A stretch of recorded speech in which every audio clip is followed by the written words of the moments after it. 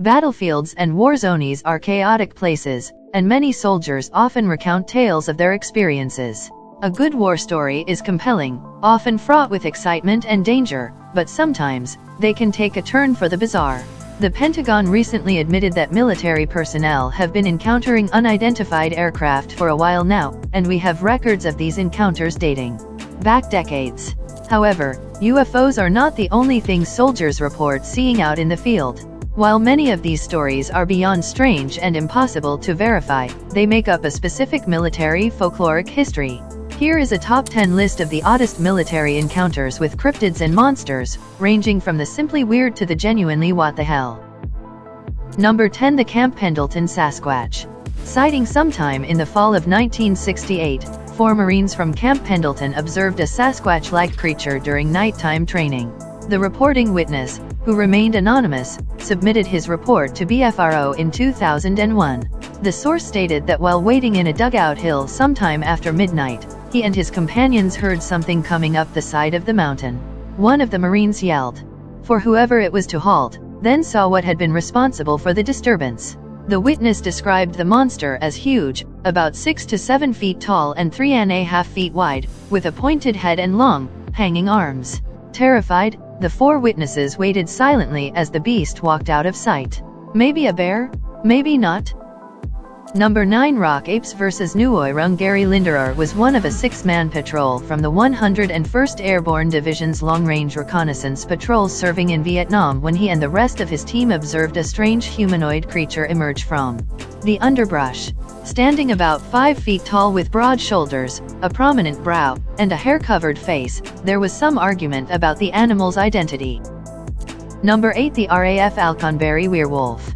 Royal Air Force Alconbury, located in Cambridgeshire, England, has had more than its fair share of strange occurrences.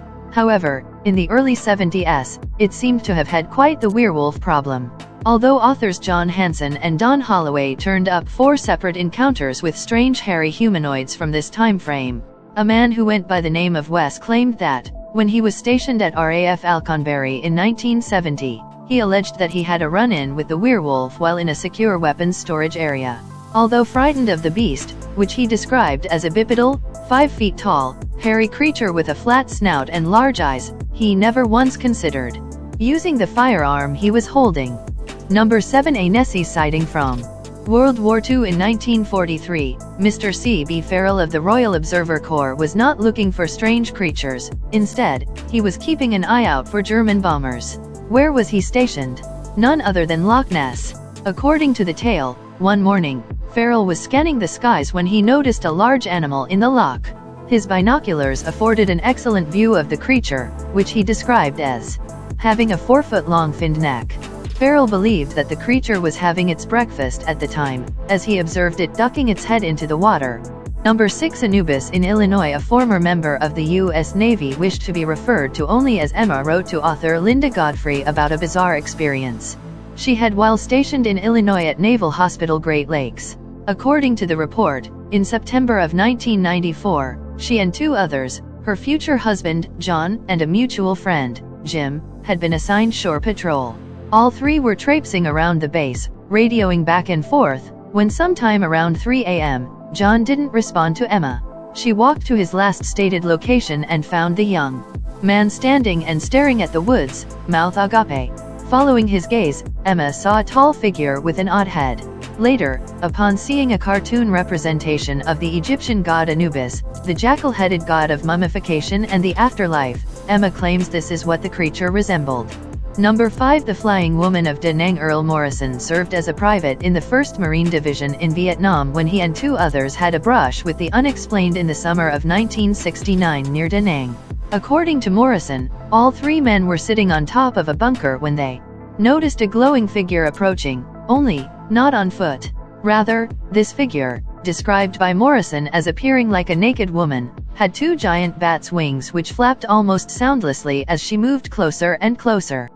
Number 4. The Edwin Godoy Bigfoot encounter. Edwin Godoy served at Fort Lewis in Washington state in 1978 when he had a truly bizarre encounter with a Sasquatch-like creature.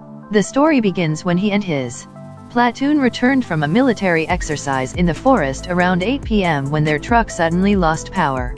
Unable to start it up, the acting commander ordered Godoy, the one who had signed for the vehicle, to remain behind while he and the other soldiers walked back to base. Shortly after midnight, Godoy noticed a huge, hair-covered figure with red eyes swaying back and forth about 300 meters away. The creature began running towards the frightened witness, who shouted at it to halt 3 times. He fired first a warning shot into the air and then shot at the creature. According to Godoy, giant, human-like footprints were left in the area, as well as odd pools of oily blood. Soon after, the area was allegedly invaded by lab-coated scientists, and Godoy was put through a medical examination. Number 3. The Camp Okibo manbird. U.S. Air Force Private Sinclair Taylor was stationed at Camp Okibo near Kyoto, Japan, in 1952.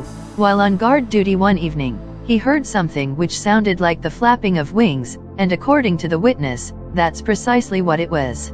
Hovering overhead was a gigantic bird that Taylor believed was preparing to attack him. The beast flapped closer, and Taylor noticed, to his alarm, that this wasn't simply a large bird. Instead, it had the body of a man. Of course, these monster encounters cannot be verified. They are stories, after all, but they paint an interesting picture. While these tales may range far from the realm of science and maybe even fact, they paint the picture that folklore and mythology have an impact on our reality. And that's it. Make sure to like and subscribe, and I'll see you next time.